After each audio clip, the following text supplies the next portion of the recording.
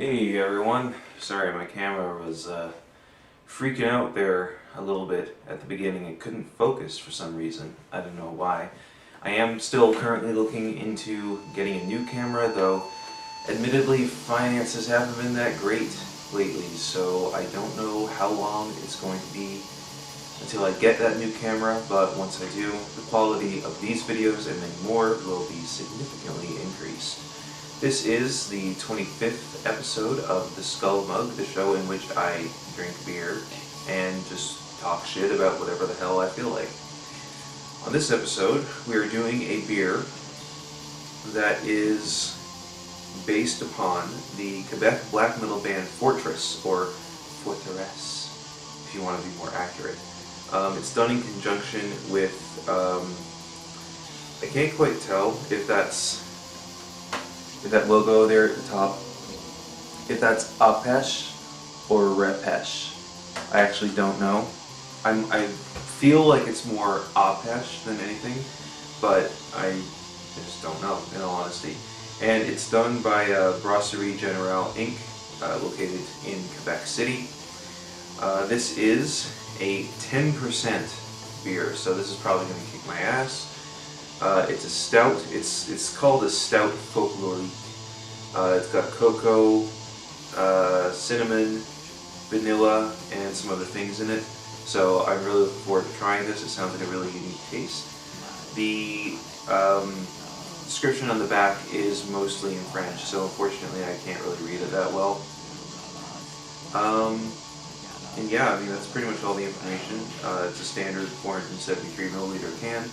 And the cool thing too is on the back you have a photo of all four of the band members. Of course, if you want to find out more about these guys, go check them out on Metal Archives. There's a full page up there for them. I picked this up because, yeah, this brewery is doing an entire series of beers based upon local Quebec metal bands. So I think that's pretty cool, and this one caught my eye. The fact that it's a stout is pretty cool too, because I am a big fan of stouts. I like my stouts, good and dark. Crack this baby open. Crack it open a cold one with the boys being you fine people who are watching this, of course. Yeah, it smells fucking dark.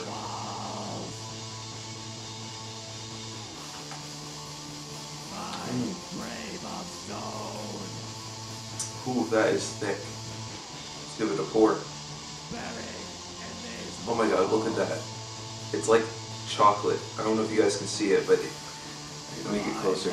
It looks like fucking chocolate coming out of this can. It's crazy. And it didn't even produce that much foam, which is cool too. Look at that. Full can. I think this is 2 episodes in a row now that I've done this, where I've poured the beer and hasn't resulted in it foaming over. So I'm getting better at that shit. Thank God.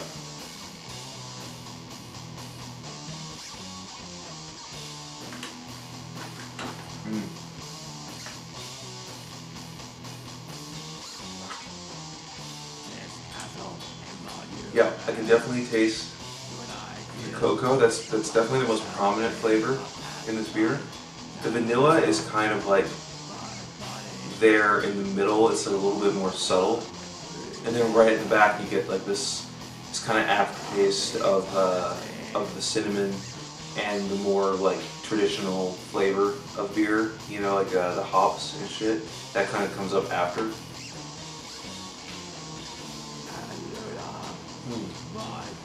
It's incredibly smooth, but also incredibly strong. I would recommend this only to people who really love like super thick beers that are also like really dark and yeah, they do have a chocolatey taste to them. So I do quite like this. I like it, but I don't think I like it enough to buy it again and drink it consistently. So there is that. Now in regards to what I wanted to talk about today, as you can see, wearing my Deep Fat Fried hoodie. Fucking love these guys. This podcast is one of my favorite shows on the internet. I am a patron of theirs, full disclosure. And I wanted to buy this to at least like rep them in some way, because I think that they have a lot of good and interesting ideas. I find their show to be very entertaining. And recently, I think it was yesterday actually, when I was at work, I was listening to an episode that they did on labor movements.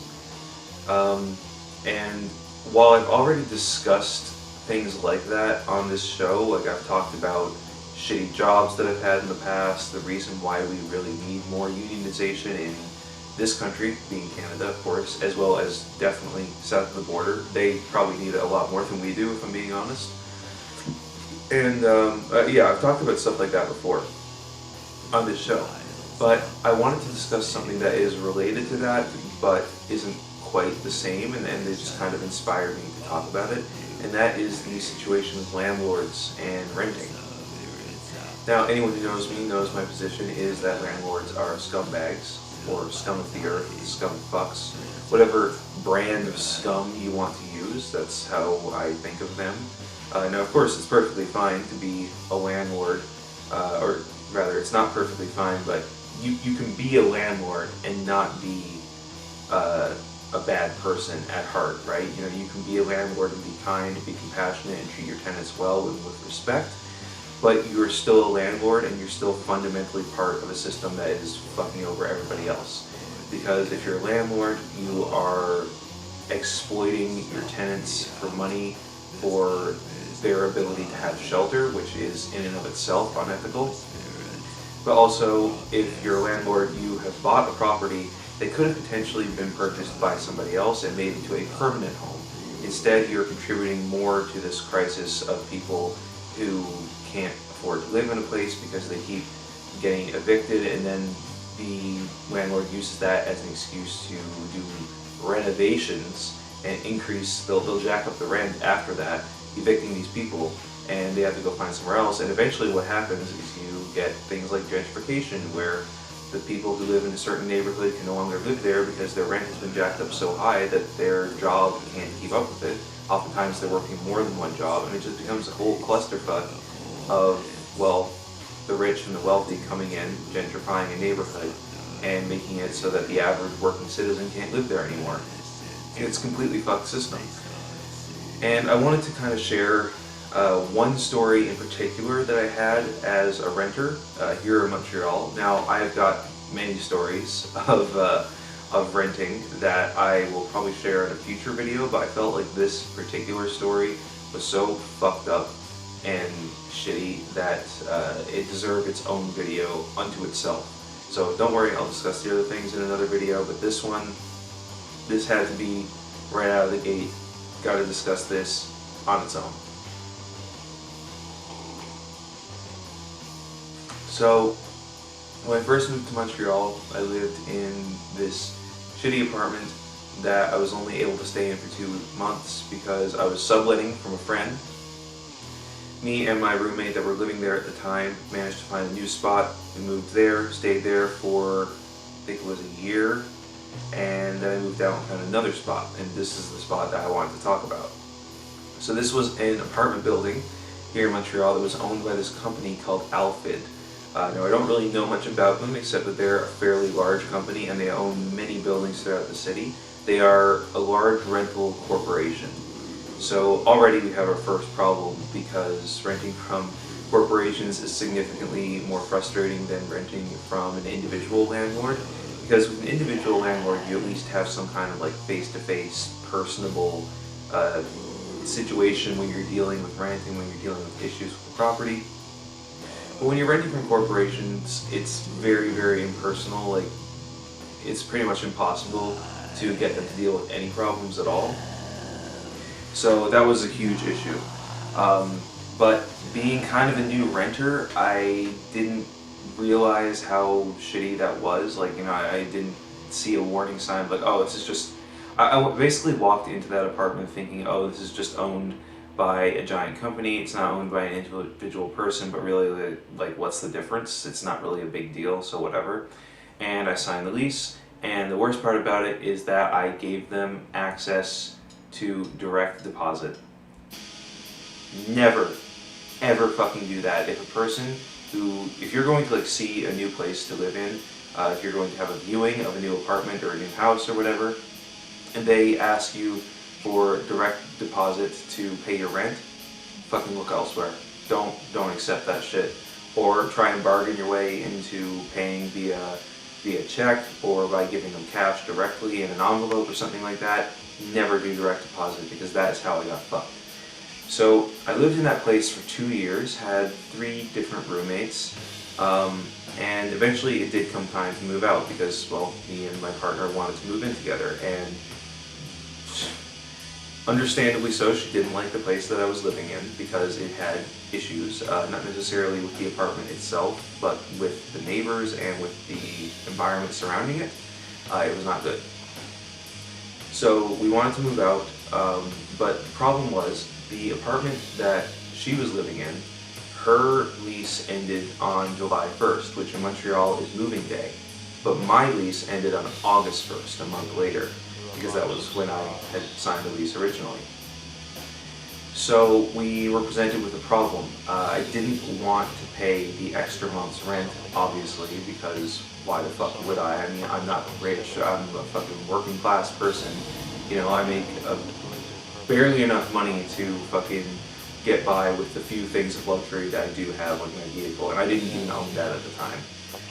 So, of course I didn't want to pay this extra month rent, and my roommate at the time definitely didn't want to pay the extra month rent. Like, he was even more adamant about that than I was. So I got to talking with the building superintendent. Now, the superintendent, of course, was somebody who I had dealt with many times before, but she didn't speak English very well. She wasn't even from Quebec, but she spoke French and I think either Portuguese or Spanish. She was either Mexican, Central American, or South American, I'm not quite sure. But we got along just fine. You know, I had no issues with her. We were very, civil with each other. And I basically talked to her about it, and her husband, who does speak English, told me to contact the company itself, or that, just to give me the information on what I wanted, and that they would take care of it for me. So I did that. I told them, hey, I want to get a lease transfer for July 1st. So I'm not re-signing my lease. I told them that months prior. I want to move out. I'm going to be gone by August 1st, but if it's possible, I would love to do a lease transfer to get out of this lease on July 1st and get somebody else in here. They were like, okay, sure, no problem. So about a week passed by, and they got back to me and they were like, hey, we found this new person who wants to move in. They're willing to do a lease transfer. So the guy came by in person, and he had all the documents with him, so I guess that the superintendent had given the documents to him so he could come to us and deal with this in person. So we went down, we talked to him, everything seemed to be fine, we signed all the documents away, everything seemed like it was good to go. Didn't really hear much about that until moving day. So moving day comes, and we have to move 2 apartments worth of shit, because not only did me and my partner move in with each other, but my roommate at the time and her roommate at the time also moved in with us. It was like a 3-bedroom apartment, right? So we were like, fuck, we don't want to let these guys just go out into the cold or force them to find a new place to live. You guys come and stay with us. We did that on purpose, So moving day comes, we get all of my shit out of my old apartment first, and then we spend the rest of the day moving all the stuff out of their apartment. And it was literally a 6 a.m. in the morning to 12 p.m. at night sort of job. We didn't finish until we brought the U-Haul back to the depot at 12 p.m. And then we had to take an Uber back to our new apartment. Then, the next day, I check my bank account, and lo and behold, the company that I used to rent from has fucking charged me $1,200 for the rent that I was paying at my old apartment. And I was beyond pissed. I was just completely flabbergasted. I was livid, more than I think I've ever been in my life. I don't think I've ever been that fucking upset. So immediately I called them and was like, what the fuck is going on? I couldn't get through at first, and then eventually I did talk to somebody. And when I did talk to this person, they told me, they asked me what's the name of the person who's living in your apartment now, and I told them, because I had that written down in my own records. And she checked and she was like, oh, we don't have any record of this person staying at your apartment. And I was just like, what the fuck? Because the day before, on moving day, as we were moving all of the shit out of my apartment, these new guys were moving all their shit in. Like, you know, we had said hi and talked to them like many times throughout the course of the day, simply due to that fact. And like I knew their faces, I recognized them, and I was just so like taken aback by the fact that this company, who had told me that a lease transfer was fine, had no record that there was anybody staying at this apartment, and they were telling me that it was on me to pay the rent for that final month. And I basically said, like, fuck you, like this is not how this is going down. This is not happening. I was like, so you're telling me that if I go to my apartment, my old apartment right now, that I'm going to walk in that door and there's going to be nobody there, despite the fact that I watched a new group of people move in there yesterday when I moved out. And they were just like, okay. And like, they told me they were going to call me back. So a couple days passed.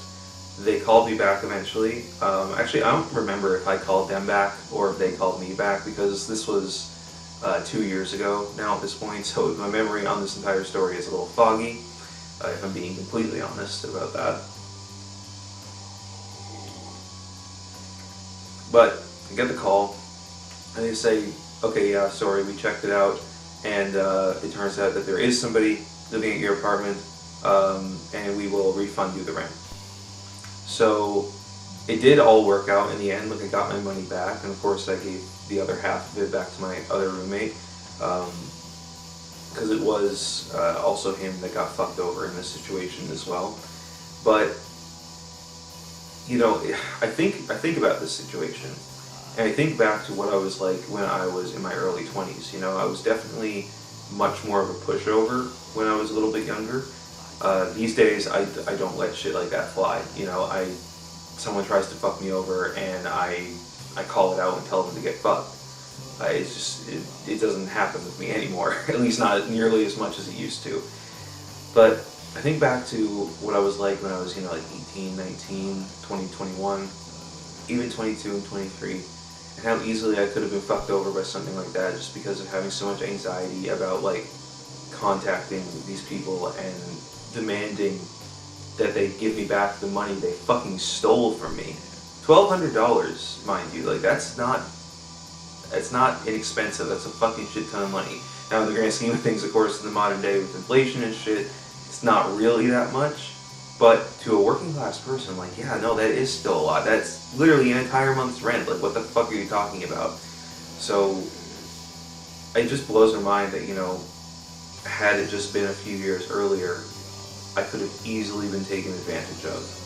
And all of that is solely on the blame of a company who does not give a fuck about their tenants, who treats their tenants like shit, and really just wants to make a buck at the end of the day. And I mean, of course, that's the goal of all companies, right? And that is the ultimate failure of capitalism. That these giant corporations don't give a shit about you. They don't care about you and me. All they care about is their bottom line. And even when they make a shit ton of money, that's not good enough. They don't want some money. They want all of the money. They want every last fucking cent that you've got in your pocket. And it really was a huge eye-opener to me about just how rigged the system is against people like you and me. And it fucked me up. And I'm really glad that I had the, I guess, the tenacity to go after them and to say, hey, you know, you gotta give me my fucking shit back, or else I will take this to the press. Like, I did actually threaten them. I was like, I'm gonna go to newspapers. I might even take legal action. I did. I kind of forgot about that, actually, but I did threaten them with legal action. I was like, if you don't give me back my fucking money, like, I might have to go and contact a lawyer. Like, is that what's gonna happen? And as soon as I said the lawyer thing, they were like, oh, no, it's fine, we'll give you your money back. So, you know, if you are ever in a position where you're thinking you're getting screwed over by, like, a bank or by a fucking rental agency or a landlord or some shit like that, as long as you have proof that you're getting fucked over, like, just say that you have the proof, and that if you don't get your shit back, and if they don't fix the problem, they'll take legal action. And more often than not, like, they'll do it. Because there's been a few instances throughout my life where shit like this has happened. I have a similar story regarding an Airbnb in Quebec City, where legal action was threatened and immediately the problem was resolved, but that's a story for another time.